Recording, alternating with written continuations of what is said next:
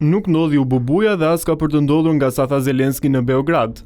Thjesht ai hoqi maskën dhe tregoi faqe botës sa mosmirnjohës është ndaj gjithë atyre që treguan solidaritet që kur Rusia hodhi bombat e para mbi Ukrainë. Nuk bëhet fjalë vetëm për Kosovën, për të cilën tha se nuk do ta njohë si shtet, as për Shqipërinë si shtet jam e Kosovës.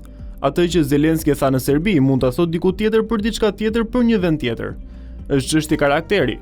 Presidenti i Ukrainës ka kohë që konsiderohet qesharak nga shumë lider botëror.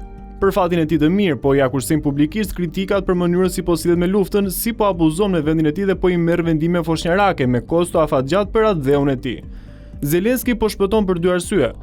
Bota po e mbron ende atë sepse nuk dëshiron të jap municion propagandistik Putinit të Moskës dhe arsyeja tjetër është se vetë liderët botëror kanë ushqyer opinionin publik me idenë se rasti i Ukrainës po mbron të gjithë sistemin e sigurisë perëndimore.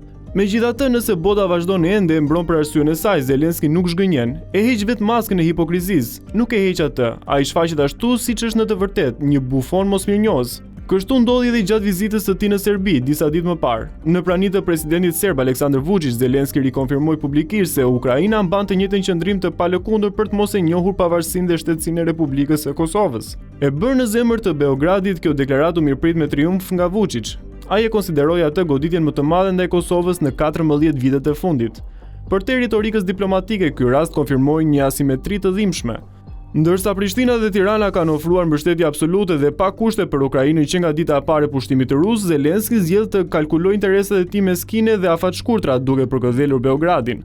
Logjika e diplomacisë që ndjek bufoni mosmirnjohës mbështetet mbi një pretendim të përqendruar te parimi i integritetit territorial, që Zelenski vuan prej kohësh nga miopia e tij politike dhe inkoherenca të mërshme strategjike juridike kjo dihet. Por të arrinë deri këtu duke ignoruar vendimin e një gjykate ndërkombëtare tek e cila një ditë prej ditësh do t'i drejtohet po vetë, kjo është bubuja e madhe dhe e vërtetë. Jo populli i Ukrainës, por presidenti i tyre refuzon njohjen e Kosovës nga frika krijimit të një precedenti që Rusia mund ta përdorë për të arsyetuar aneksimin e Krimes apo Donbasit. Mirë po, barazimi i çështjes së Kosovës me konfliktet ekspansioniste të Moskës është një nga gabimet më të trasha të diplomacisë së Zelenskit dhe disa të tjerëve si ai. Zelenski e di fort mirë se pavarësia e Kosovës erdhi si pasojë e shpërbërjes së dhunshme të Jugosllavisë, spastrimit etnik të orkestruar nga shteti serb dhe ndërhyrjes humanitare të NATO-s për të parandaluar gjenocidin. Për më tepër, procesi i shtetformimit të Kosovës u certifikua juridikisht në vitin 2010 nga Gjykata Ndërkombëtare e Drejtësisë, e cila vulosi faktin se shpallja e pavarësisë nuk shkel as pak të drejtën ndërkombëtare. Duke e mbajtur Kosovën peng të kësaj frike artificiale, Ukraina bie vetëm në grackën e politikës ruse dhe shpërbën Beogradin, i cili vazhdon të mbetet aleati më i afërt i Moskës në rajon dhe refuzon të bashkohet sanksioneve perëndimore. Çka bën edhe më irrituese këtë sjellje as pak diplomatike të bufonit, Zelenski është kontrasti me mbështetjen dhe solidaritetin e pakushtëzuar politik dhe emocional që shqiptarët i kanë bërë Ukrainës që nga 24 shkurti i vitit 2022. Që në orët e para të sulmit luftarak rus, Shqipëria u vendos në rreshtin e parë të mbrojtjes së Ukrainës. Organizoi samite mbështetëse në Tiranë dhe dërgoi përfaqësuesin më të lartë shtetëror në zemër të konfliktit armatosur në Kiev. Vetë Zelenski u prit në Tiranë me gjithë temenarat dhe mori pjesë në samitin kushtuar Ukrainës, organizuar bashkërisht me kryeministrin Edi Rama. Shqipëria ishte ndër të parët që hartoi rezolutën e Këshillit të Sigurimit të OKB-s, dokument që dënonte pushtimi rus. Rezoluta mori 11 vota pro, ndërsa Rusia vendosi veton. Shqipëria votoi pro në Asamblenë e Përgjithshme ku 141 shtete dënuan Moskën dhe këtë vot ka shprehur në çdo forum ndërkombëtar ku Ukraina ka pasur nevojë për mbështetje. Shqipëria i dërgoi Ukrainës ndihmë ushtarake në një kohë kur shumë vende të mëdha evropiane ende diskutonin kuptimin e mbështetjes. Parlamenti shqiptar miratoi rezolut mbështetëse për Ukrainën dhe integritetin e saj territorial. Qeveria shqiptare miratoi mbrojtje të përkohshme për refugjatët ukrainas duke hapur dyert atyre pa asnjë hezitim. Kosova nuk mbeti pas në kohë dhe veprime. Ajo ka qenë aleate aktive edhe pse Ukraina nuk e njeh atë si shtet. Përveç arrestimit të plot me politikën e jashtme të SBA-s dhe BE-s, ajo priti gazetar ukrainas, ofroi trajnime të specializuara dhe shprehu solidaritet masiv të sinqert. Qeveria Albin Kurti dënoi ashpër pushtimi rus që në ditët e para dhe mbajti këtë qendrim edhe kur kostoja diplomatike e Serbisë ndaj saj ishte e qartë. Kosova nuk i dha mbështetje Ukrainës për inat të Serbisë apo Rusisë, por si një popull që ka përjetuar vetë agresionin hegemonist. Kosova ndjeu si detyrë morale të qëndronte pranë ukrainasve si viktima të makinerisë ruse të luftës. Mirë po, në kërkim të municioneve apo balancës diplomatike me Serbinë, udhëheqësi ukrainas e fshiu tak fak mbështetjen e Tiranës e të Prishtinës, duke shfaqur atë që në rrafshin politik përkthehet si naivitet dhe miopi gjeopolitike. Ndërsa në rrafshin njerëzor njihet si mosminjohje e pastër.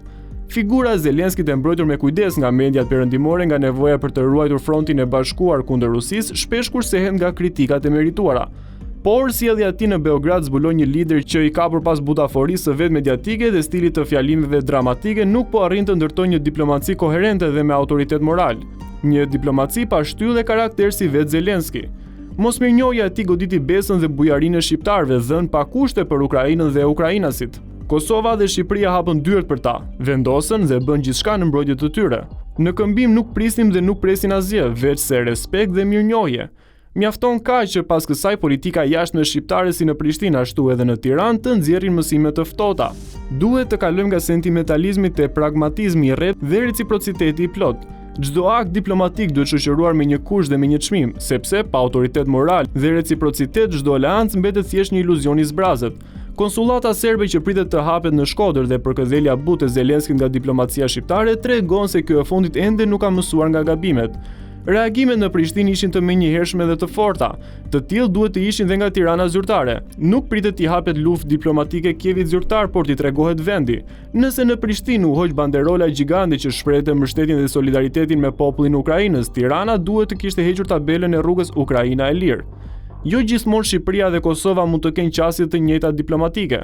Kjo do të ishte ideale, por në këtë çast duhet, sepse Zelenski nuk u tregua mosmirnjohës vetëm me Kosovën, por me të gjithë shqiptarët, edhe me Shqipërinë. Prej vitesh, Prishtina dhe Tirana zyrtare kanë arsyetuar mbështetjen pa kushte ndaj Ukrainës dhe me devizën se demokracitë duhet të qëndrojnë bashkë kundër autokracive. Prishtina dhe Tirana shpresonin sadopak që Kievi zyrtar ta njihte shtetin e Kosovës. Mirpo, deklarata e Zelenskit në krah të Vučićit e rrëzoi këtë shpresë të vakët.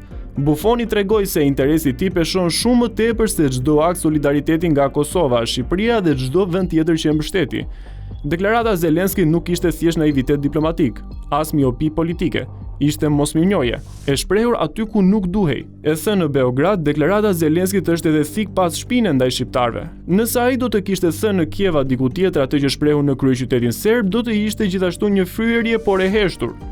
Do ishte përsëri mosmirnjohje, por sërish e heshtur. Por ta thuash këtu në Beograd, në shtëpinë e njeriut që ka mohuar për një çerek shekulli gjenocidin ndaj shqiptarëve, ky është një mesazh i keq dhe i drejtpërdrejtë për Prishtinën, Tiranën dhe gjithë shqiptarinë. Kosova dhe Shqipëria mbase nuk prisnin ndryshim të qëndrimit nga Zelenski për Republikën e Kosovës.